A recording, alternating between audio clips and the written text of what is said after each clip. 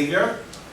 Today we're going to have a very interesting discussion about what motivates consumers to behave in a particular way. So it's important for us to understand the motivation behind the behavior and also appreciate that as marketers that we could influence that behavior. So beyond sort of interesting and theoretical, because it is, consumer behavior is quite interesting, one of the key takeaways for us is how do we apply that information? How do we apply that insight? So understanding these concepts is useful only to the extent that we're able to implement them. So information is only potential power. It's only power if put to use.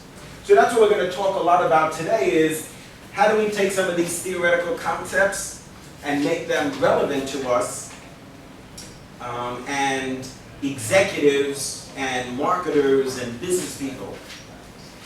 So we're going to keep going back to, well, what's the application?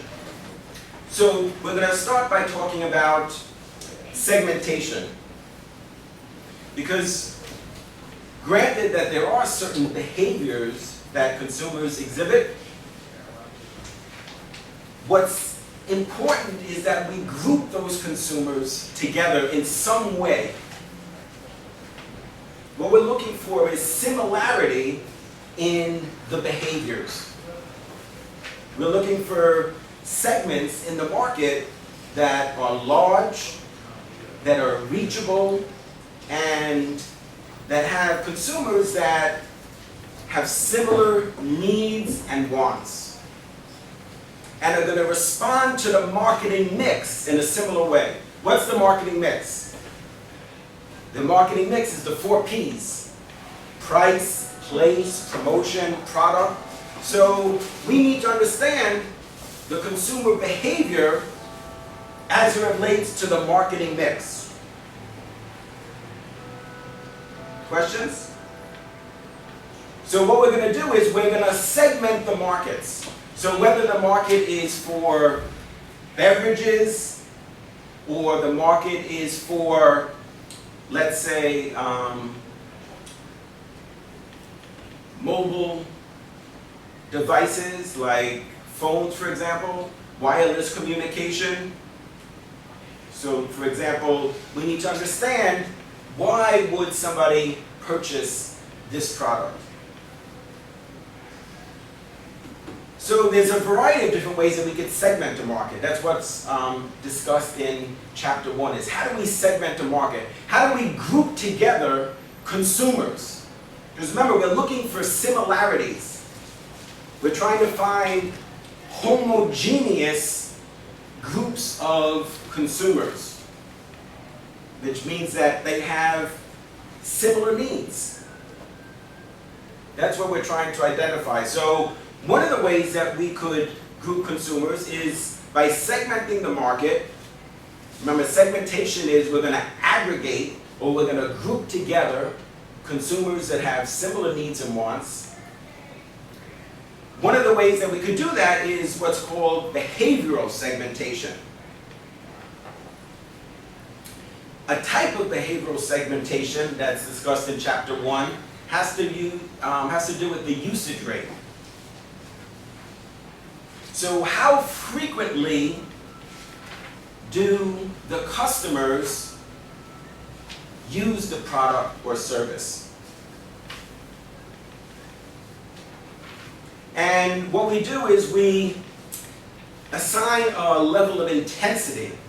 So when we talk about the usage rate, which is a type of behavioral segmentation,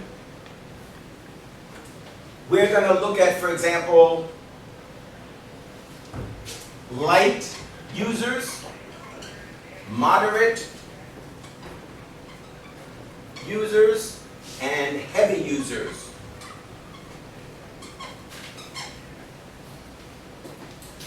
So when we use those terms, we're talking about the usage rate. Why would we care about that? Why is it important to understand the usage rate? What do you think? that's on page 10, talks about heavy users. So on page 10, there's a discussion about the usage rate as it relates to segmentation. Why do we care? Why do we need to know? Like, remember I said, well, it's kind of interesting, right, Carol? We say, well, there's some consumers that are light users, there's some that are moderate, and there's some that are heavy. So what does that mean? So for example, let's say our product is orange juice.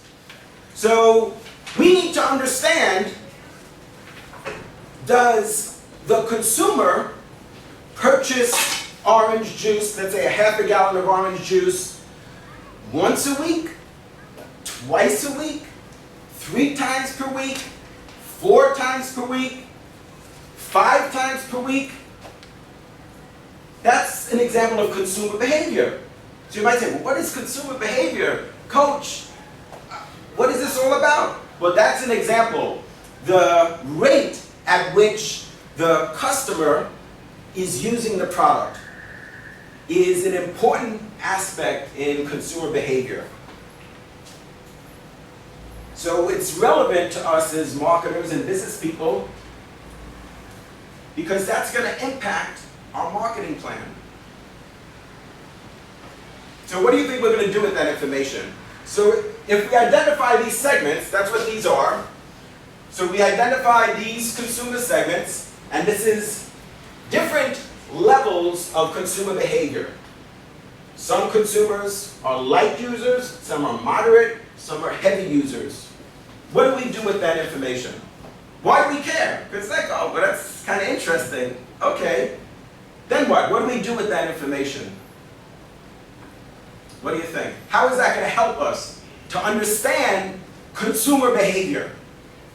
Like you have to appeal to like the specific group. So like you're gonna, change your plan to like heavy users. You're gonna like create something that's going to appeal to them, and then you have to do a different one for each group. Absolutely. So we're going to customize the marketing mix because the consumer behavior for orange juice or laptops or jeans, whatever the product is going to vary.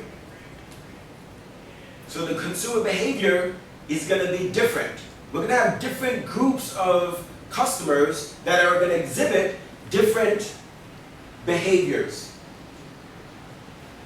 So once we know that, once we find out who the heavy users are, then, like you're suggesting, tell us your name? Ashley. Ashley, like Ashley is saying, is ATM? ATM, what's up? What's useful about that is Ashley says, we're going to customize the marketing mix. So that means we're going to create unique advertising for the heavy users. So the ads that we air for heavy users and light users is going to be different. You see why? Because for the light users, what we want to do, our objective as an organization, is to increase their consumption. So we want to change their consumer behavior. Remember at the beginning I said, it's not just that we observe their behavior, that's interesting, but the exciting part and the important part is that knowing what their behavior is, we could influence their behavior. Which means what? We want them to buy more. So we know that they're light users. We want to get them to be moderate users, or ideally heavy users of our product. Questions about that? So that's an example of a behavioral segmentation. Another example is benefit segmentation, which is also behavioral. Benefit segmentation means that we try to understand the motivation for purchasing our product or service. What is the motivation? The product provides a certain benefit. Now in some cases, we find, and this is very intriguing, that it's not just about the function of the product, the basic function that the product provides, but there's something more that we receive when purchasing the product. Like, for example, I left my briefcase up here for a reason. Just this way, right? So, from a generic functionality standpoint, the purpose that this serves is for me to carry my books and papers. But I'm getting something more than that from this product. There's another reason why I bought this product. What is it? What's the added motivation for purchasing that product? Yeah, to establish a personality for myself, to what? What else?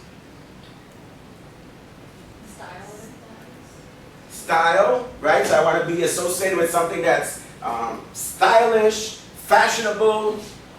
I was just saying it's designer brand, so it's gonna... Coach, Yeah. right? A little, it's kind of ironic, right? Because students call me Coach, but yeah, Coach, this is a genuine Coach bag, and it actually has the serial number in there and everything. So, yeah. And so, that's another reason why somebody would purchase that product, because it gives them a personality. Brands also have personalities. You want to be seen as stylish, you want to be a shot caller, right? People see that, it's like, wow, Coach, you're the man. Like, you have a nice leather briefcase and an iPhone 5. So you're like, this guy's a real deal. So, I'm not exempt from those motivations either. So importantly, people buy products for more than just the functionality. Now, that being said, it's important for us to realize that products, this is a product,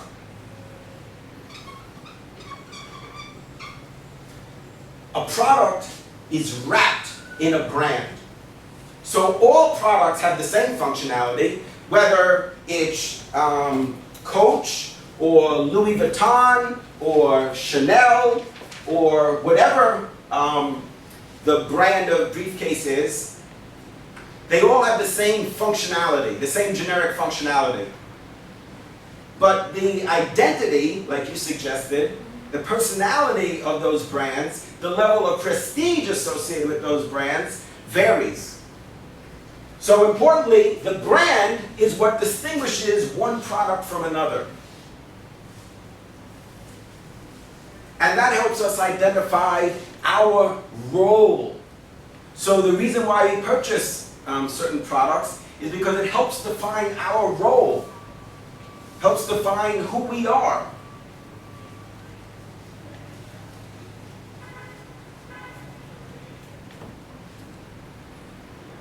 So people buy products not just for what they do, but what they mean.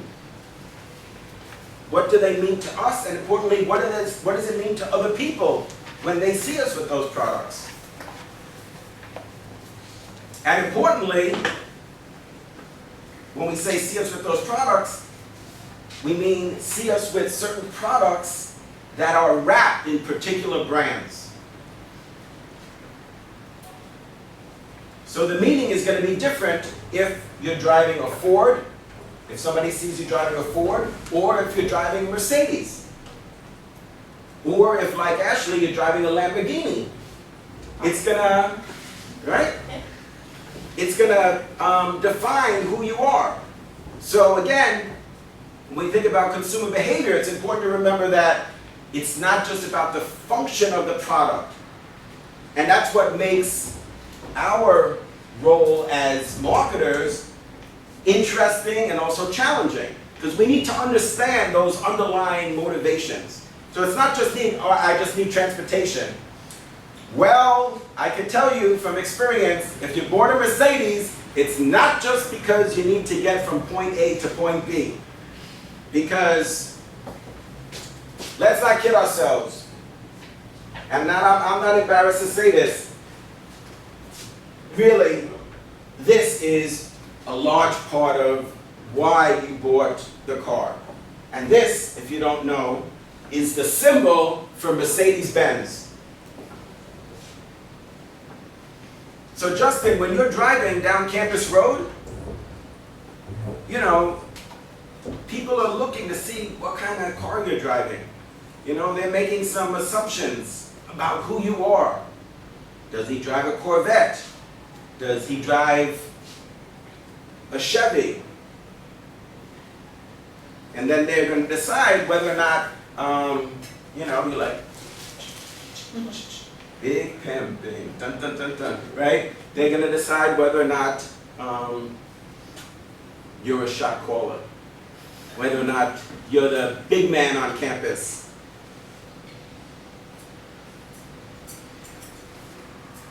There's some other ways that we could segment the market. Psychographic segmentation has to do with lifestyles. So psychographics looks at consumer behavior as it relates to a particular lifestyle, a consumer's hobbies, interests, opinions, attitudes. So again, we're looking for groups of consumers that are similar, that have similar needs and wants, and are going to respond to the marketing mix in a similar way, and have similar behaviors. So maybe, for example, they shop at the same stores. So let's say they shop at department stores. So you may not really think about this often, but some people only shop at department stores. They only shop at Macy's, Bloomingdale's, Saks, Nordstrom's. That's an important part of consumer behavior. We need to understand that. Where do people buy our product? Or maybe they shop online. Some people do all their shopping online. Now that's not everybody. So we need to understand that there's some people that shop online, there's some people that don't shop online. And those people that don't shop online could shop at department stores, they could shop at grocery stores, convenience stores, drug stores. And that means that our product needs to be, if appropriate, at those locations. So again, it's not just like interesting, oh, some people shop at department stores. Well, yes, they do. And so then it comes back to us and say, and we're facing the challenge of, well, what do we do with that information? So that's interesting. Well, then our marketing plan needs to be adjusted accordingly. So that's a type of segmentation. And there's also demographic segmentation. So there's a variety of demographics.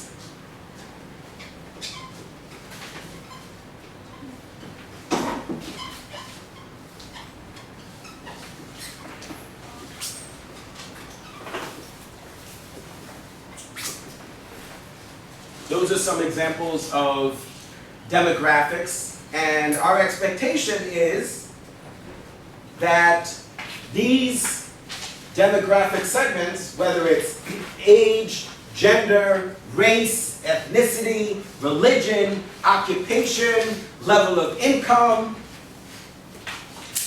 that if we segment the market that way, that the individuals in those segments are going to have similar behaviors. So people within certain age groups. So if we segment the particular market, we might have a segment that's from 20 to 29, and then 30 to 39, and then 40 to 49, and then 50 to 59, 60 to 69, 70 to 79, 80 to 89, and if it's relevant, because remember, I'm sharing with you different ways that we could segment the market, but it may not be relevant for our particular product. But we need to try and understand that. So we need to look at what's the best way to segment our market so that we could maximize sales and maximize the profitability and customer satisfaction that our organization provides to customers. So the assumption with age is that those different age groups have different needs and wants, have different behaviors, are going to shop at different places, can afford to buy products at different price points. So for example, some consumers can buy a 64 gigabyte iPad for $700. The one with the Retina display. Some can buy a 32 gigabyte iPad with Retina display. That's $599. And some will buy one for $499, which is the 16 gigabyte. And there's also one for $399. So why do I mention that? Because that's an example of how segmentation has enabled a company to develop a marketing plan that's going to effectively influence the behaviors of millions of consumers. So based on the research, we understand that there's different needs and wants in the marketplace. And so what they've done is they developed a product at different price points to meet those needs. So some need more storage capacity. So they'll have a 64 gigabyte iPad. Some need less. Some might need more, but only could afford an iPad that's $399 as opposed to $699. Questions? So that's an example of where a company segmented the market and then used that information to implement and launch a product successfully in the marketplace because they understand consumer behavior. They group together segments. They group together segments that contain consumers that have similar behavior.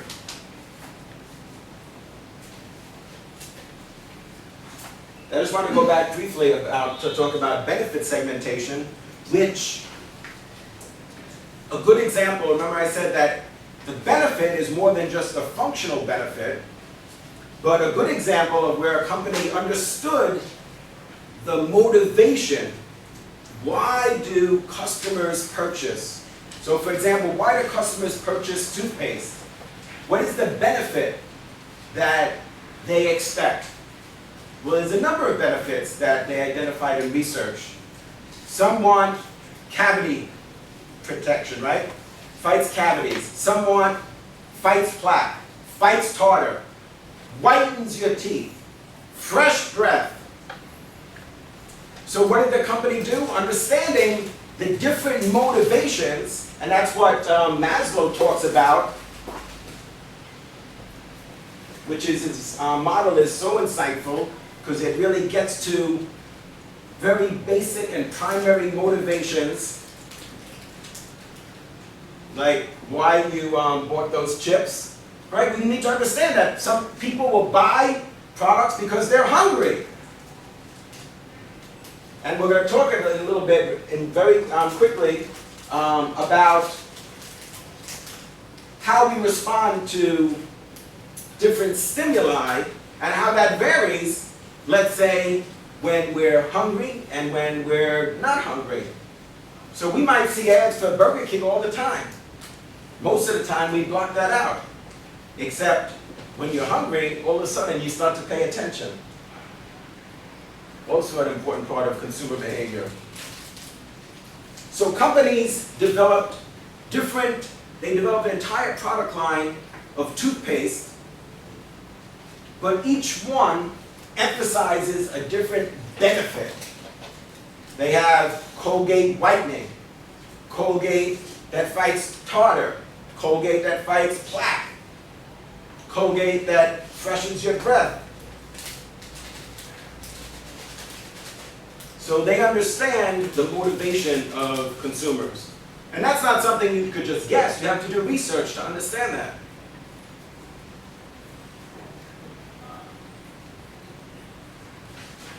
So ideally, we're going to build relationships with brands. That's what we're trying to achieve. That's what companies want to do, is build a relationship between the consumer and their brand.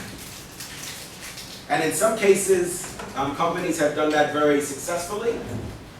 Most companies have not. To have that very high level of engagement and interaction. A good example of a company that's done that, that's developed that relationship with its consumers, is who? Who would you say is a good company? Yeah, Apple is certainly a great example of that. Why? Why would you say that? What is it that, what is the evidence?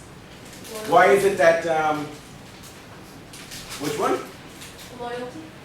Yeah, absolutely. So the loyalty is absolutely a good piece of evidence that suggests that their consumers are very engaged, they are very loyal, and we even use the term cult, that Apple customers behave in a cult-like manner. It's this Apple cult, Mac. It's, think about the obsession that people have with those products and that brand, and the behaviors of the individuals. So we would measure it in terms of sales. Yeah, oh, absolutely. It's remarkable. What, within, in 2 weeks they sold 10 million iPhones? Yeah. And it's already the iPhone 5 already. Like, it's not like in terms of the, it's not just the introduction, but at the introduction stage of the iPhone. This is like, what, year 5 now. And they're still, every 10 months they come out with a new model, and millions of people are buying it. So there is definitely a cult following. There's, you could even describe it as a type of addiction as well. All right, so let's talk a little bit now about perception.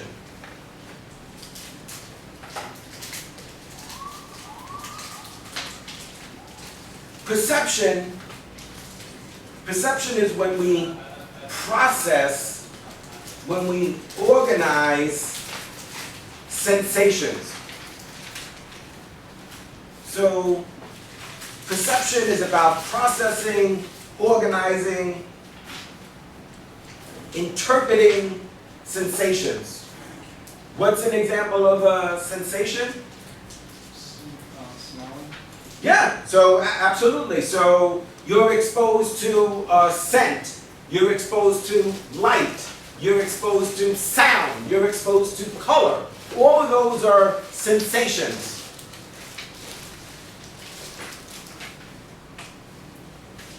We perceive them. That's what perception is. So when we're exposed to color, for example, and we process that, our mind processes that, that's known as perception. And why do we care about that? Well, certainly one example is because we're going to develop a logo for our brand. A logo is the graphic representation of the brand name. So we're going to develop a logo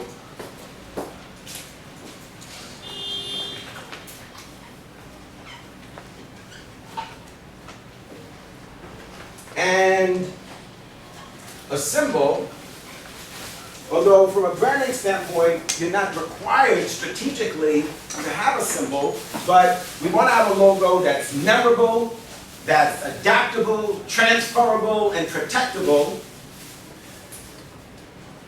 And we want to have packaging that gets people's attention and interest.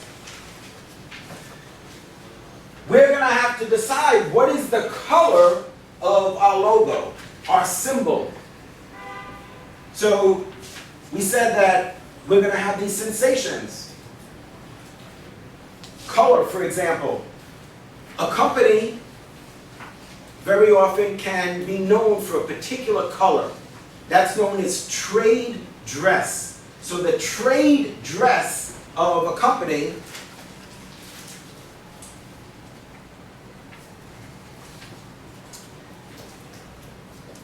has to do with the company's association with a particular color and its packaging. So you see why when we talk about consumer behavior and we're talking about stimulus generalization and sensations and perception, well, that's interesting, right? We said there's a lot of things that are interesting, but why would we care? Well, we would care because we have to develop an identity for our brand.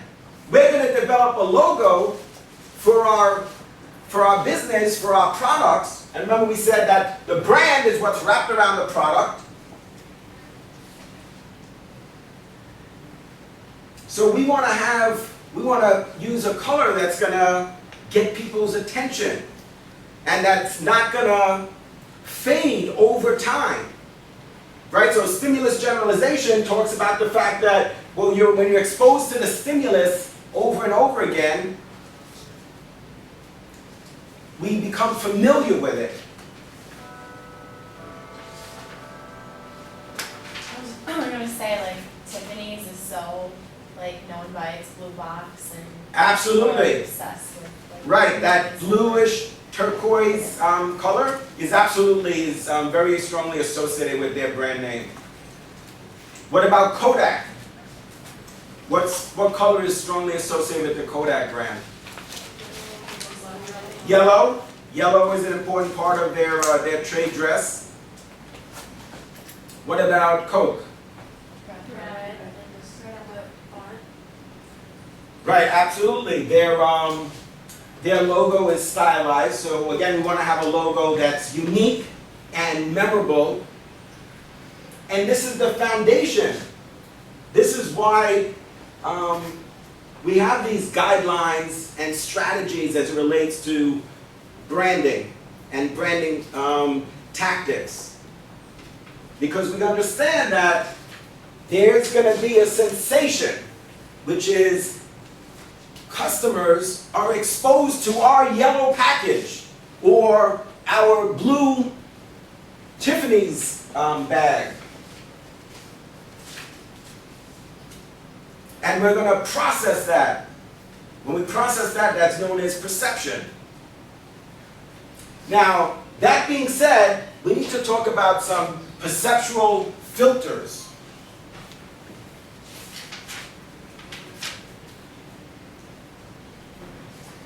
The first one is perceptual vigilance, which is what I suggested before.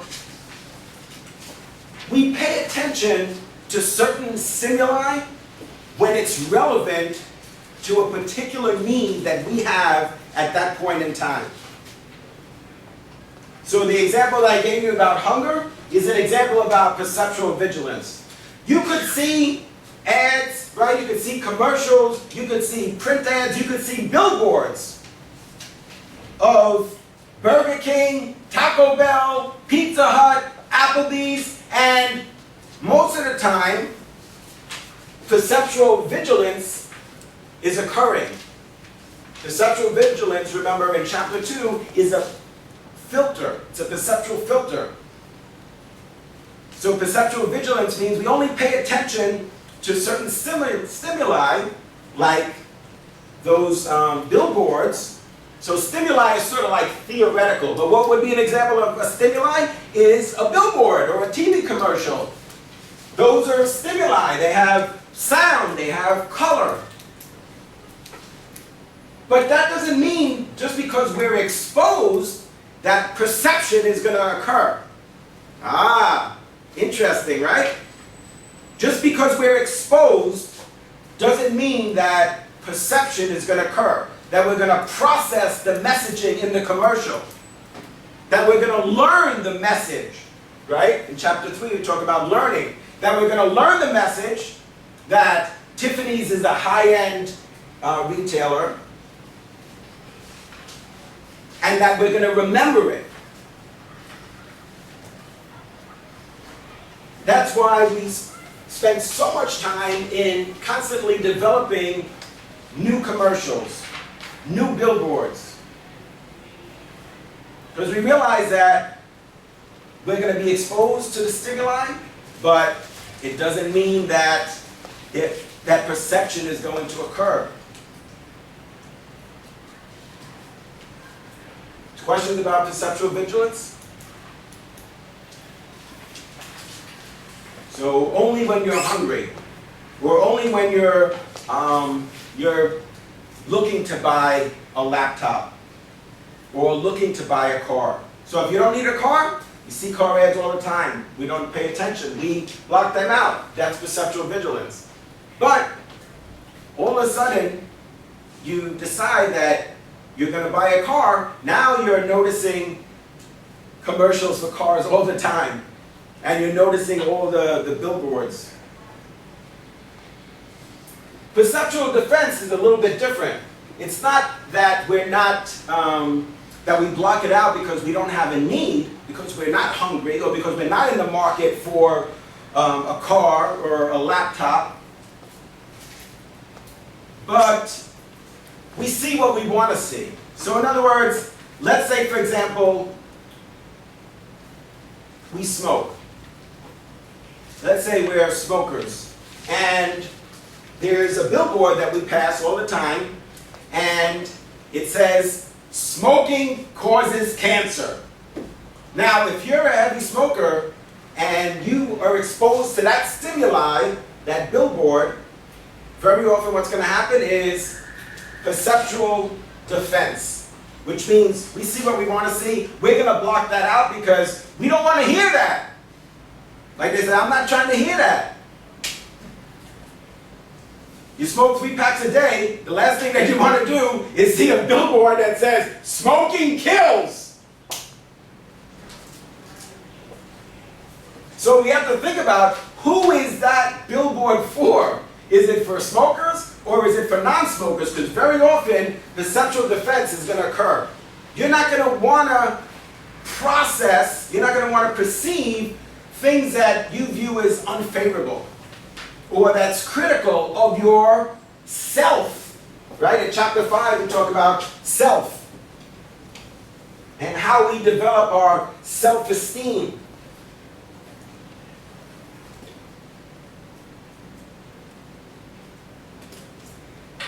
Another perceptual filter is adaptation. So adaptation suggests that when we're exposed to a particular stimuli on an ongoing basis, after a while, perception is no longer going to happen. So what does that mean? Basically, we're going to stop paying attention. So we see that billboard again and again. Maybe we pass it on the way to the college. And at first we notice it. And we notice it again and again. And then after a while, adaptation is occurring. In advertising, we refer to that as wear out. Ads wear out. The ads get tired. That's why you see companies keep creating new commercials for their products. Because they realize that after you see the commercial a few times, if you're able to break through the clutter,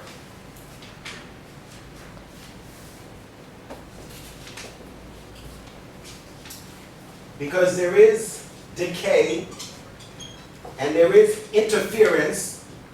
Those are discussed in chapter 3. Interference, in chapter 3, we talk about interference as it relates to advertising. We're talking about clutter.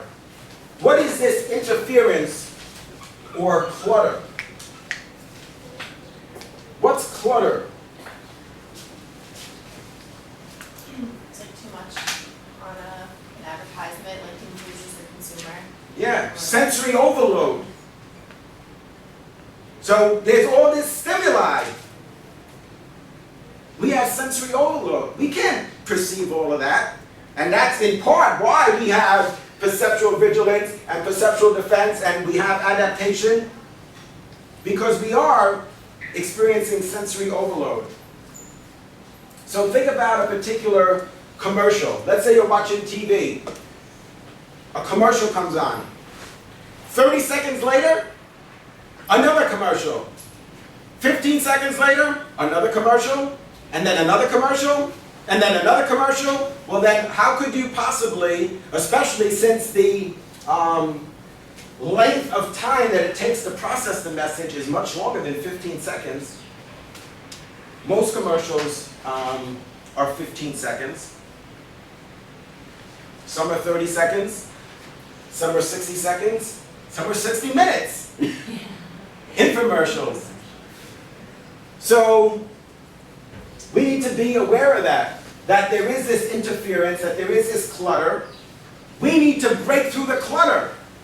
We need to have stimuli that's going to have what we call in advertising stopping power. We need to be able to get people's attention and have them learn the messaging and also remember the messaging. Because if we see a particular commercial or we see a particular print ad, remember we said exposure is not enough. There's got to be perception. People have got to process the messaging, they got to learn the messaging, and they have to remember it. So if you see a particular commercial or an ad, and you remember, for example, that it's about, let's say, a car. So you remember that you saw a commercial about a car. And you remember that they had a catchy jingle. Maybe it was a popular song. But you don't remember the name of the brand. That's a huge problem for us as marketers. We have to be able to reach a point where our target audience is going to remember the message and also the brand. That's critical. That's why you see in the commercials, you'll see that they more than once will show the logo in the commercial and even the packaging. All of those are stimuli. And at some point there's going to be that stimulus generalization where we're familiar with the stimuli. Adaptation can occur for a number of reasons. For example, we talked about the fact that the exposure is too frequent. It means you see the billboard all the time, and then you stop paying attention. So remember, adaptation means that we stop paying attention to the stimuli. It could be that the color that's used is of a low intensity. So instead of using bright colors, let's say the ad uses colors that are more gray. That may not be enough to break through the clutter. That may not be enough to create stopping power. Or the amount of time necessary to process the message is too short. Or there's not enough novelty. Think about the way that the stimulus is presented. So for example, we're sort of quite familiar with seeing bus shelters that have posters. That's very common. But what about if you were on a train and normally, you look out the window on the train, I don't know what we expect to see there, but usually you don't see anything, except it's dark and it's quite dirty usually. But what if you looked out there and then you saw an ad or a series of ads for an iMac or an iPad or an iPhone? That would help overcome adaptation. So novelty is an important factor. So that's the continual challenge, is how do we reach our target audience in a way that's novel, that's unique, that's going to get people's attention so we don't reach a point of adaptation. Or before we do, we change our advertising approach. We change the execution.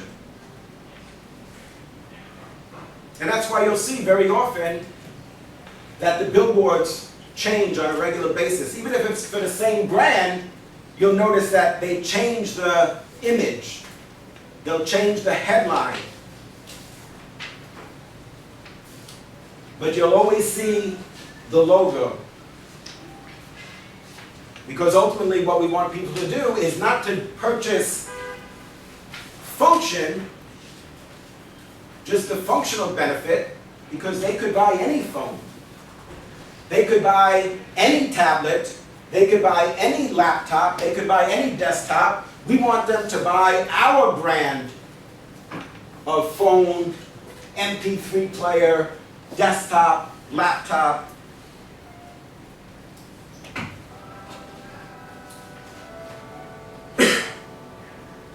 In chapter 3, we talk about the impact of repetition. And in advertising, that's very important. We refer to that as frequency.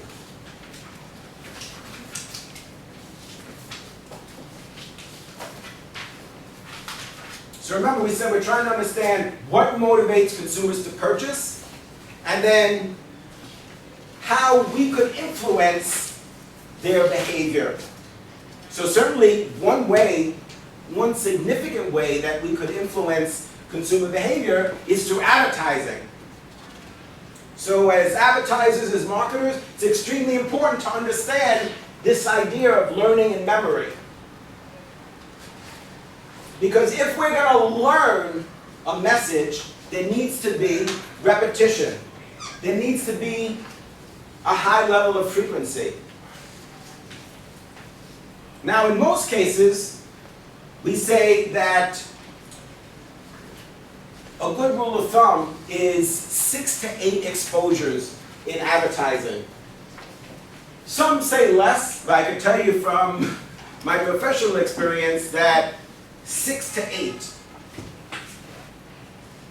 And the reason why is because of the clutter. So remember, it's not enough just to have exposure, but there's got to be perception. So in a vacuum, you might say, well, the book suggests, I think they say like 3 exposures. Well, if you were just sitting here, if we all just sat here and watched it, and you probably would only maybe need to see it once and get it. But if even when we do advertising research and we try to simulate the experience that the consumer is going to have, so in other words, we take programming, a show, like a TV show, and we insert commercials. And of course, one or more of the commercials is ours. And we tell people, watch this show. And then at the end, we ask them, what do you remember about the commercials? And we try to understand, oh yes, I saw a commercial for a car, and so on. Well, what about this car? What is it what was the main message? Well, the car is electric. Oh, okay, good. Well, who makes that car? I don't know. That's realistic. You should expect to have that. I've been in a lot of research like that, and you get those kind of reactions. So if, even in that situation, you have to see it multiple times. There's got to be repetition in order for learning to occur. And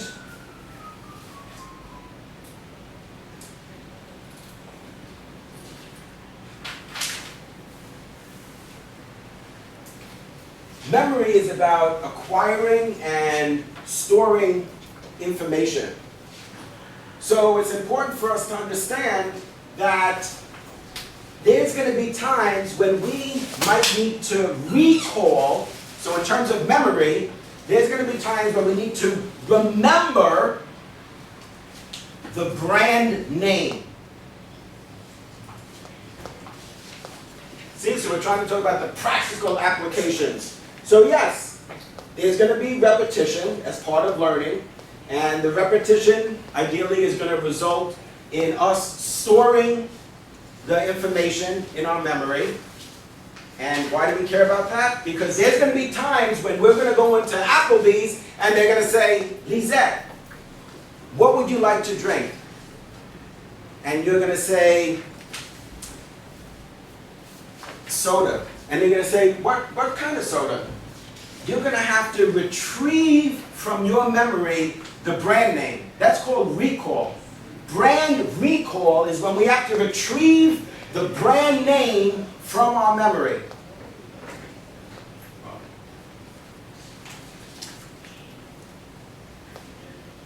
In some cases,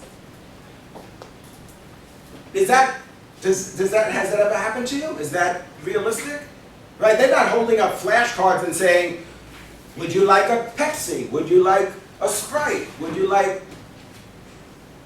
They're not going to show you the different brands. We have to remember. Coors, Budweiser. You have to remember the brand name. In other cases, it's about recognition. Recognizing the logo and symbol at the point of purchase. So when we see this, or when we see the packaging, we're going to recognize it. Why? Because we've stored that. We've learned that information, and we've stored it in our memory. Well, we store things in our memory because at some point, we're going to want to retrieve it.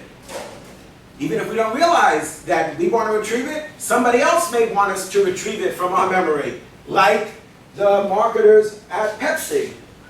They want us to remember what the packaging looks like. They want us to remember what the logo and symbol looks like, and they want us to be able to remember the brand name and be able to retrieve it from our memory. There's two types of awareness, right? This is brand awareness.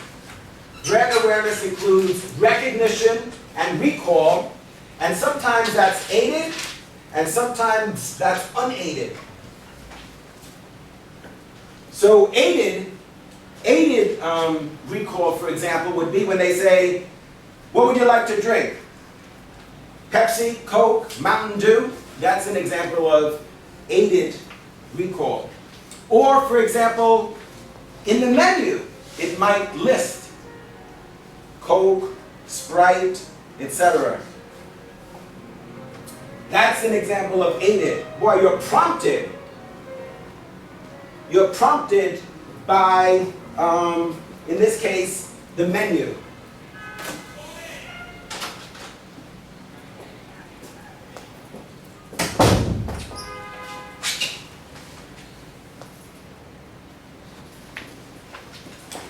In this chapter, we also talk about decay, which means that we forget. That's why when you advertise, it's not that you just advertise for a month or 3 months or 6 months. You have to continue to advertise so that our brand name and our packaging and our logo is top of mind. Because what happens when you stop advertising? The awareness is going to decline. The awareness of your brand name, the awareness of and recognition of your logo is going to decrease. That's what we refer to as decay. We need to understand that. That's why companies advertise on an ongoing basis. It's not like you can say, well, we'll advertise this year, but not next year. Really? Well, at the end of next year, a lot of people are not going to remember because of the interference, because of the clutter.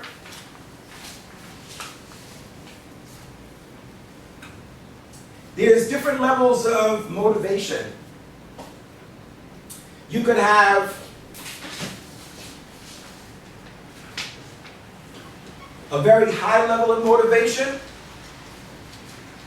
or a low level of motivation. So in chapter 4, it talks about the level of motivation being very passionate, or what it defines as inertia.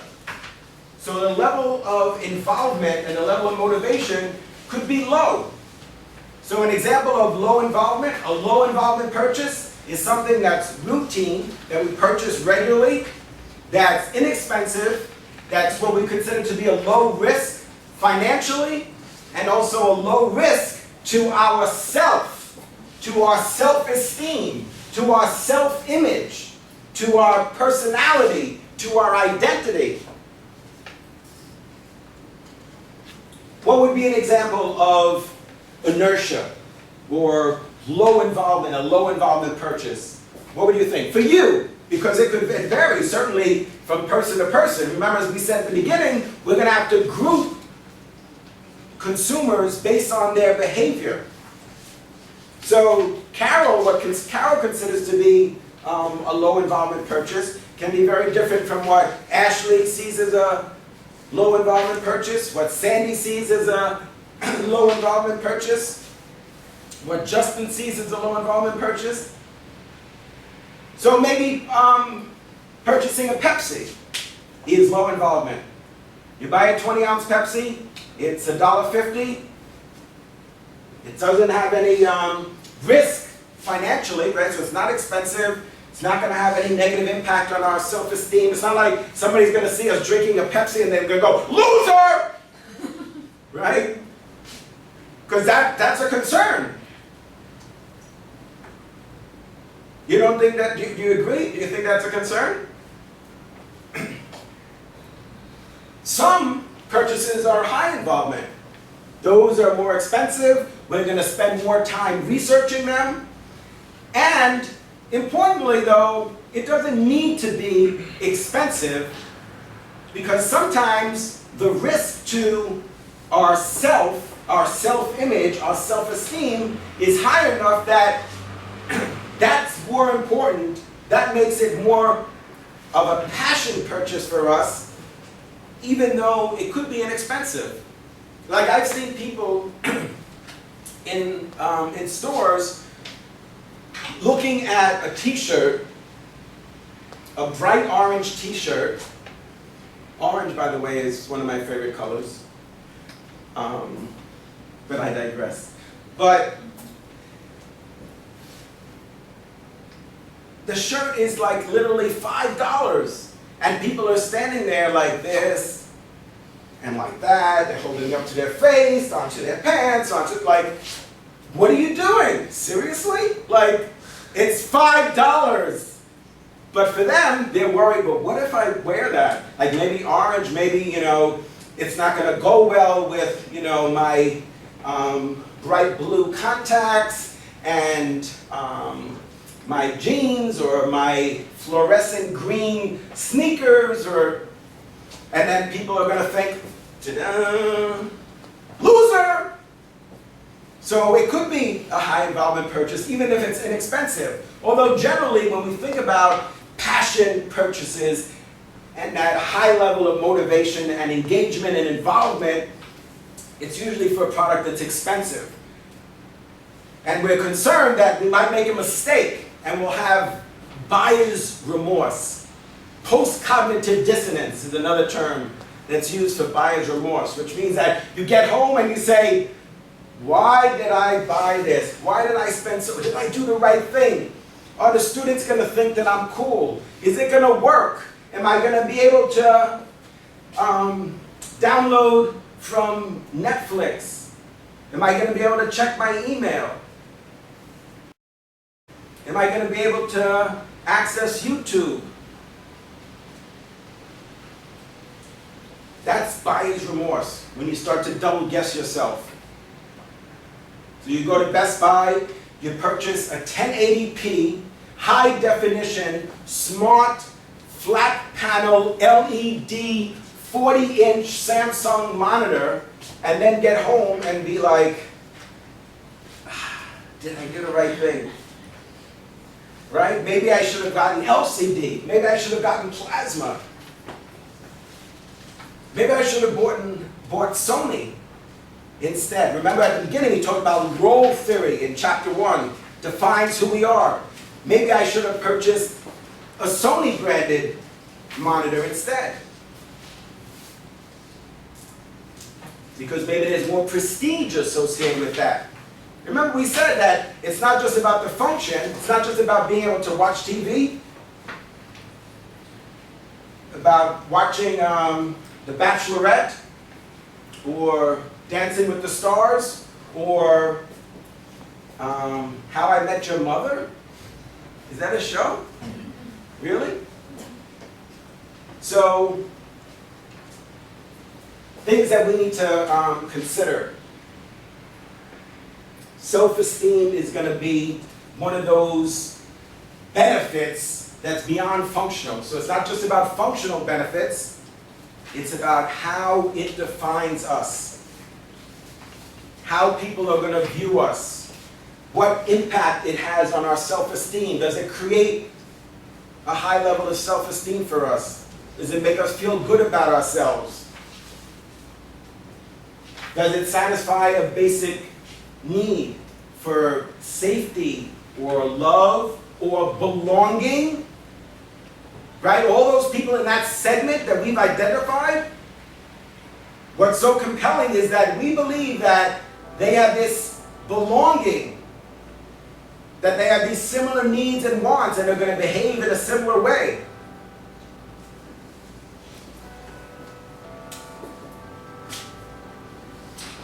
And what do some people do is, as part of their identity and their self and their self-esteem, is they change their body. And in chapter 5, we looked at body decorations, remember? And we talked quite a bit about, well, how many tattoos do you have? And what body parts do you have tattooed? And what colors are they? And why do you have them? What's the motivation for having them? Is it to memorialize someone or something? Is it to create a sense of belonging because all your friends have that same tattoo, that same symbol or graphic? And there's also, we talked about piercings and cuttings. There's reasons for those behaviors. And we need to understand, for people who have tattoos, what other behaviors do they engage in that's going to be relevant to us as marketers?